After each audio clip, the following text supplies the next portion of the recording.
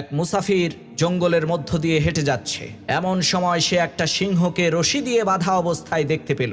তখন সেই সিংহটা ওই মুসাফিরকে কাকুতি মিনতি করে বলতে লাগলো, ভাই মুসাফির, দয়া করে তুমি আমাকে মুক্ত করে দাও, তোমার এই উপকারের কথা আমি জীবনেও ভুলবো না।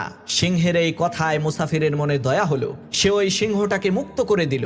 সাথে সাথে সেই সিংহ ওই মুসাফিরের দিকে তাকিয়ে খুবই হিংস্র ভাবে গড়গড় করে গর্জন করে বলতে লাগলো, এখন আমি তোমাকে খেয়ে ফেলবো। তখন মুসাফির বলল, আমি তোমাকে এত বড় একটা উপকার করলাম আর তুমি আমাকে খেয়ে ফেলবে? এটা তো তোমার মোটেও উচিত হবে না। দুইজনের মধ্যে ঝগড়া শুরু হয়ে গেল। তখন দুইজন মিলে সিদ্ধান্ত নিল, চলো আমরা অন্য কারো কাছে যে এই বিষয়ে জিজ্ঞেস করি। কিছু দূর এগোতেই তারা একটা উটকে পেয়ে গেল।